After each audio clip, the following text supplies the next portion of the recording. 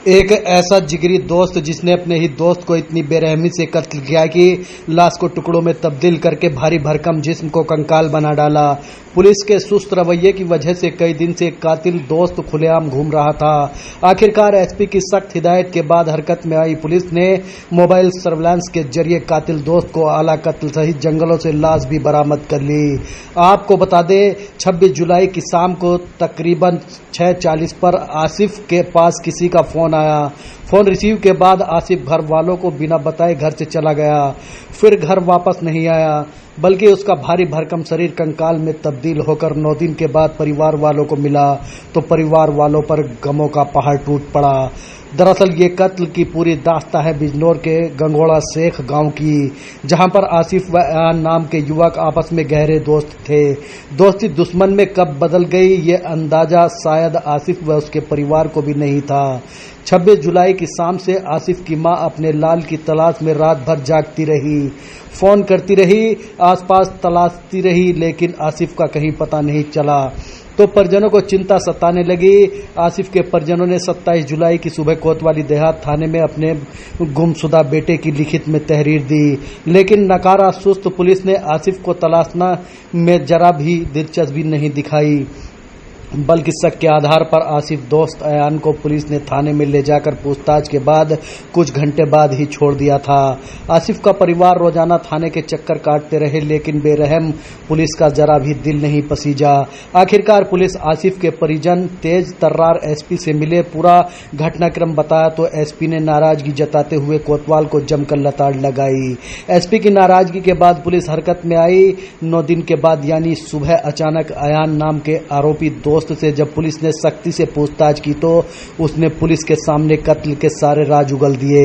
बीती रात जंगल में कातिल की निशानदेही पर अयान कातिल ने अपने दोस्त को इतनी बेरहमी से कत्ल की वारदात को अंजाम दिया कि सबसे पहले अयान ने आसिफ की गर्दन काटी, हाथ पर चाकू से कटकर पूरे शरीर को अलग अलग करके जंगल में अलग अलग टुकड़े करके फेंक आया।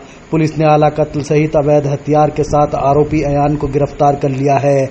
आरोपी कातिल अयान से जब पुलिस ने पूछताछ की तो उसने बताया कि दोनों ने जंगल में पहले शराब पी, उसके बाद आसिफ जबरदस्ती अयान के साथ कुकर्म करने की कोशिश कर रहा था। खुद के पास मौजूद चाकू अवैध हथियार के जरिए आसिफ की गला रेत कर हत्या कर दी। हालांकि परिवार वालों का साफ तौर से कहना है कि कातिल अयान ने पुरानी रंजिश के चलते ही उनके बेटे अयान की हत्या की है। 26/7/2024 को गंगोड़ा शेख निवासी थाना कोतवाली देहात इन्होंने सूचना दिया थाने पर कि इनका 24 वर्षीय पुत्र आसिफ जो है वो गुमशुदा है। इस संबंध में थाना कोतवाली देहात पर गुमशुदगी दर्ज कर उसकी तलाश प्रारंभ की गई। तलाश के मध्य बीती रात्रि जो है ये एक व्यक्ति अयान सनाब ताकिर निवासी गंगोड़ा शेख जो संदिग्ध था उसको पुलिस द्वारा हिरासत में लेकर पूछताछ की गई। तो कड़ाई से पूछताछ करने के उपरांत उसने घटना का जुर्म इकबाल करते हुए मृतक का शव को जो है पास के गांव के पास ही गन्ने के खेत से बरामद कराया और वहीं से घटना में प्रयुक्त चाकू, एक अदद तमंचा, कारतूस तथा अभियुक्त द्वारा घटना के समय जो कपड़े पहने गए थे जिसपे खून के निशान थे, जिसके उनके द्वारा धो दिया गया था, उसे भी बरामद कराया गया। पूछताछ पर इनके द्वारा बताया गया कि दोनों आपस में फोन से बात किए, फिर गांव के पास ही तालाब के पास बैठ करके पहले शराब पिया, शराब के बाद फिर ये लोग गन्ने के खेत में गए, जहां पर जो है मृतक द्वारा अभियुक्त के साथ गलत कार्य करने का प्रयास किया गया। इसी क्रम में अभियुक्त द्वारा चाकू से लगातार अचानक उस पर वार करके उसकी हत्या कर दी गई। इस प्रकार से पुलिस ने घटना का एक जो अज्ञात घटना थी इसका सफल अनावरण किया है और गिरफ्तार अभियुक्त को माननीय न्यायालय के समक्ष पेश किया जा रहा है। अग्रिम विधिक कार्रवाई इसमें की जा रही है। दोबारा से बताना, क्या नाम है आपका? अफसाना। अफसाना जी, आपका लड़का कब गायब हुआ था और उसके बाद आप कहाँ चक्कर काटते रहे, बताएं। 6:40 पे फोन आया था, इसके पास घर ही लेटा पड़ा था वो, मैं आटा गूंद रही थी तो इसके पास फोन आया, हाँ हेलो। मैंने क्या कहा, अरे कहा हैगा, अरे घर पे हूँगा, अरे कहा हैगा तू जोड़े पे ना आजा जोड़े पे को, अरे तो चला आ रहा हूँगा। चप्पल पहन के बाहर चला गया। चप्पल पहन के बाहर चला गया तो दुकान है कि इधर, वहाँ से दिल बाग लिया। दिल बाग खा तो मुंह में डाल तो हो मंदिर से की खून से जा रही है, दिख रहा मुझे अच्छा खासा खून आया। कोई बात नहीं, बतेरी देर हो गई। फिर मैंने इसे खून लगाया 8 साढ़े 8 बजे। मैंने कहा आ जाएगा। खून नहीं खाता किसी का भी। सुबह ही जब आँख खुली रात के 12 बजे तक खून करती रही, खून नहीं खाया। जब उसका कुछ पता ही ना, खून 12 बजे तक खून लगता रहा उसका। मैं लगाती रही, देखती रही, कोई आ रहा आदमी, कोई जा रहा, इधर से इधर को कुछ आदमी इधर से आ रहा है, कुछ इधर से आ रहा है, सारा कुछ दिख रहा मुझे बैठी हुई को, बस वही नहीं नजर आ रहा। सुबह हो गई, देखते देखते आंखों में दरवाजा ऐसी खुला पड़ा, क्या अब आवे कुछ नहीं कहने की सो जाएगा आके ना। वो पूरी रात आया, सुबह को 5:30 बजे फूल लगाया तो उसका फूल स्विच ऑफ आ रहा।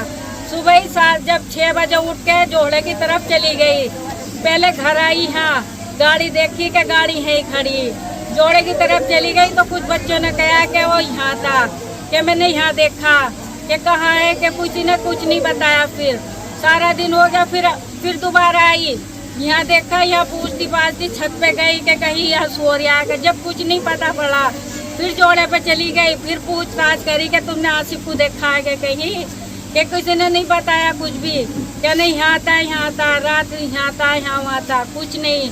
बस 2-4 औरतों को लेके मैं फिर जंगल को निकल गई। जंगल में 10-5 औरतों ने यहाँ तलक छपे, एक सिस्टम खड़ी साग तलक तीखो में ढूंढा, मैंने खुद ने ढूंढा, कहीं कुछ नहीं पता पड़ा। तब मैंने फोन करके सबके पास बोल दिया कि आज सबसे कोई पता नहीं पड़ रहा क्या है क्या नहीं। सारा दिन हो गया, प्रधान जी के पास चली गई, प्रधान जी फिर ले गए मुझे कोतवाली, मैं तहरीर लिखवा दी कि ऐसा हमारा लड़का गुमशुदा है, कुछ नहीं पता पड़ रहा। पुलिस ने भी कोई कार्रवाई नहीं करी उस वक्त भी। शाम हो गई, आ गई, फिर आके ढूंढने लगी, फिर इधर कब्रिस्तान है, कब्रिस्तान में भाग गई कि क्या के देखा, उसे वहाँ देखा हुआ बेहोश पड़ा ईख में। क्या किसी ने देखा कि वो जो कब्रिस्तान में रह रहा था उसने कि मैंने आसिफ को देखा कि यहाँ खड़ा था। एक आदमी और बोला कि एक लड़का था यहाँ और वो भाग गया है इधर को, कि अगर भागता तो वो किसी से डर क्यों तुरे रहा था, जगह अगर देखो डर तुरे, माँ ने तुरे गया कुछ, कि मैं तो अकेली थी, घर में अकेली तो थी मैं। 2 पुलिस वाले आ गए, वो भी कि अब तुम्हारा बच्चा देख लो यहीं पे होगा, कुछ ऐसी बात भी हो सके जो माँ बाप से ना कहे। मैंने कहा भैया जब यहाँ होता तो वो मिलता ना क्या। पुलिस वाले भी चले गए, कोई कार्रवाई नहीं। पूरी रात हो गई, पूरी रात यहाँ बैठी रही, ढूंढती रही, गांव वाले भी ढूंढते। किस तारीख को गायब हुआ था लड़का? 26 तारीख को। आप पुलिस में अगले दिन गए थे? जी। फिर पुलिस जिस लड़के पर आपको शक था, हाँ। उसका क्या नाम था? अयान। आपने पुलिस को उसके बारे में बताया था? जब उसकी कॉल डिटेल निकलवाई तो उस लड़के का नाम आया कि अयान नाम का लड़का, फला साकिब नाम का उसका पापा का नाम हैगा, उसका नाम अयान। तो सुबह को मैं खुद उससे पूछने गई, उसने ये कह दिया कि मेरे साथ यहाँ तलक था, छपेड़ा तलक, और मुझे नहीं पता फिर वो कहाँ गया कहाँ नहीं। मैंने कहा बता दे तुझे पता हो तो कुछ। उनने भी कुछ नहीं बताया। फिर ढूंढता फिर हो गए, पूरा दिन हो गया इसी तरह से खत्म। प्रधान जी के पास, पुलिस के पास, किसी ने कोई कार्रवाई नहीं करी। अगर कार्रवाई करते तो आज मेरा बच्चा मिलना जाता क्या। जब उसे शाम से ही मार के डाल दिया तो उसका क्या पता पड़ता। किसी ने अयान को पुलिस ने उठाया था 3 दिन, कितने दिन बाद उठाया था जब घटना हुई थी? पुलिस को ले गई थी उसे पूछताछ के लिए? हाँ, पुलिस तीसरे दिन आई।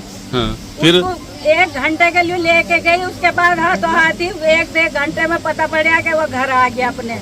अच्छा, छोड़ दिया था? छोड़ दिया, कुछ नहीं। पुलिस ने प्रशासन ने कोई मदद नहीं करी। उन्होंने भी ये कह दिया कि हाँ तुम्हारा बच्चा मिल जाएगा। अब आपका जो खुलासा हुआ है, जो बॉडी लाश जो मिल रही, कंकाल मिला है, तो कल भी आप कहीं अधिक एसपी से के पास गए थे आप? वहाँ क्या हुआ जब आप? वहाँ ये हुआ, जो वे थे कोतवाली वाले जो दरोगा थे, वो एसपी साहब ने उन्हें बहुत गुहार लगाई कि तुम्हारा बच्चा अगर खोया जा तो तुम क्या करोगे। सारे काम छोड़ के अपने बच्चों को ढूंढ के क्या करा तुमने? उसका फोटो भी नहीं निकलवाया, उसकी लोकेशन कहाँ तलक देखी तुमने? उन्होंने कुछ जवाब नहीं दिया, चुपचाप होकर खड़े हुए यूं करके देख रहे हैं उनके मुंह को। सर बहुत बोलते रहे कि तुमने उसकी कोई छानबीन करी? क्या दिन हो गया इनके बच्चों को? आज 10 दिन हो गए, तुमने कोई छानबीन करी है कि चुपचाप? उन्होंने कोई जवाब नहीं दिया। उन्हें सर को कोई कुछ भी जवाब नहीं दिया कि जाओ ढूंढो उनके बच्चों को, कहा क्या कोई लोकेशन मिली जहाँ से लोग उसका खून ट्रिप करा तुमने। तो अब बच्चे की जो लाश मिली है कहाँ मिली थी? ये रात कब पुलिस कब आई फिर? कल रात 3 बजे करीब मेरे पास फोन आया था थाने से कि मेरी बात फला लड़के से करवा दो। तो मैंने कहा कि सर क्या बात है कि तुम मुझसे बात करा दो। वो के बोले कि उन्होंने फोन काट दिया। फोन काट के जब उन्होंने फोन करा इनके पास, ये जब ये तुरंत फोन के प्रधान जी के पास चले गए। इन्होंने जब गलत कुछ नहीं बताया, बाद में ये खबर सुन पाई कि उस लड़के की यहाँ से छपेड़ा वैसे ही हाथ लाश मिली जो मिला है। उसकी जो बच्चे की तुम्हारे लाश मिली वो किस हालत में मिली, कैसी है, मतलब क्या? जब मैं बरू की गई थी जो देखो इतने बड़े थैले में रख रखा था और कुछ नहीं दिखाया उन्होंने मुझे। इतने बड़े थैले में रख रखा था, कुछ नहीं दिखाया। चप्पल पहनने की सफेद, चेक की शर्ट है, एक जींस पहनने की, एक मोबाइल ना उसका मोबाइल का पता पड़ गया कुछ भी। अच्छा, ये इस लड़के ने मारा है अयान ने, उसके आपकी कोई दुश्मना की थी कुछ? क्या नहीं, क्या वजह रही? क्या ये दोस्त थे आपस में? दोस्त भी नहीं था, ऐसा कुछ नहीं था जो कहता ऐसा तो बच्चों के साथ फिर एक बार लड़ाई हुई थी हमारी, 1 साल हो गया पूरा। तो हमारे कुटुंब मोहल्ले के ही हैंगे, उनके साथ लड़ाई हुई थी। नहीं हमारे बच्चों की या हमारे बड़े बुढ़ों के साथ किसी के साथ कोई लड़ाई नहीं हैगी। फिर भी आपको क्या वजह लग रही, क्यों मारा होगा उसने? मुझे तो यही लग रहा है कि यो कसूमत निकाल ली गई। उसे पहले भी बहुत मारा था, पूरा मुँह सुझा दिया था उसका, उसी के साथ कसूमत निकाल ली। क्या नाम है आपका? इकरामुद्दीन जी। क्या कब से आपका लड़का गायब था और क्या आपने पुलिस में शिकायत की थी, बताओ? हमने गुमशुदा की तलाश लिखाई थी तहरीर। कब? 27 तारीख। 26 तारीख में 6:30 बजे से घर किसी का फोन आया जिस पे वो गया।